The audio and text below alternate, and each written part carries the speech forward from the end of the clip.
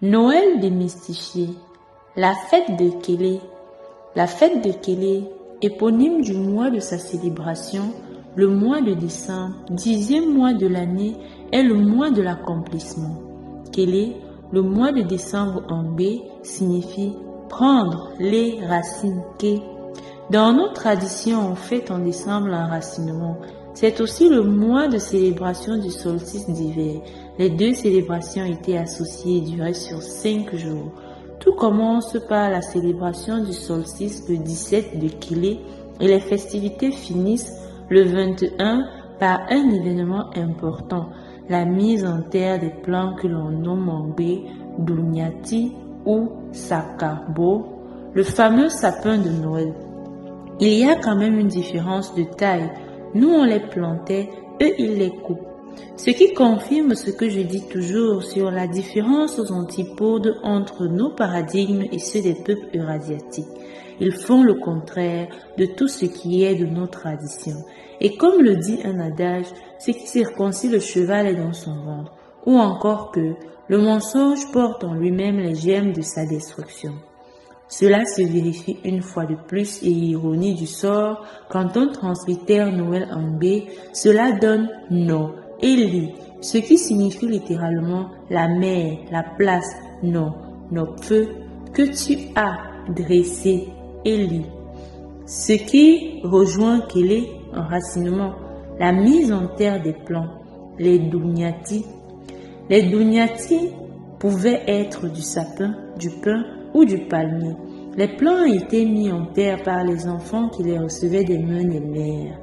C'est la raison qui fait dire que Noël est la fête des enfants, dans le sens où c'est un pari sur l'avenir où on rend grâce aux divinités et aux ancêtres par la voix des enfants qui sont l'avenir, les continuateurs. C'est de là que vient la tradition qui dit que ce que les petits-enfants demandent aux ancêtres, ils ne peuvent le leur refuser. Les Juifs en ont fait une tradition, une coutume. Kélé, enracinement, célèbre la stabilité, l'équilibre, la paix et l'abondance. D'ailleurs, c'est le mois de la deuxième récolte des ignames. Une divinité est placée au centre de cette période, Yehoué, la divinité principale de l'élément air, le souffle divin. Et quand le vent se lève, en B on dit Yesu, pour exprimer la naissance du vent qui déclenche la rentrée des troupeaux dans les étables. Cela devrait faire sourire en pensant à l'histoire mystique d'une naissance. C'est une période de vent sec, le vent d'hiver, appelé en B, Balioué. Entre autres, ce vent qui permet le séchage rapide est mis à profit et la période est une période propice à la construction, à bâtir.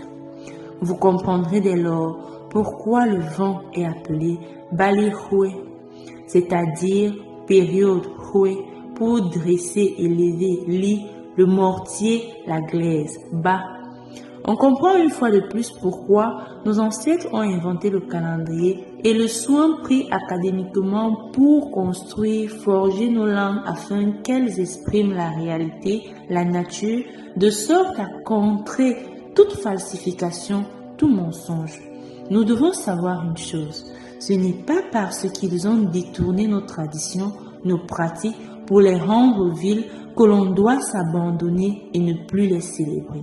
L'important est de rappeler aux enfants ce qui est célébré. C'est ce qui fait leur identité, notre identité, l'enracinement et l'abondance. Les deux vont de pair. Notre première richesse est notre identité. Il s'agit là de notre devoir le plus important, l'éducation, la transmission de nos valeurs à nos enfants pour ne plus laisser le monde s'en charger.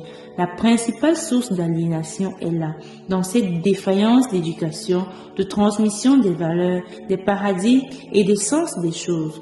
Connais-toi toi-même, disent les ancêtres. Nos traditions ne se contredisent jamais dans ce qu'elles posent et expriment, car c'est forgé sur et dans la masse.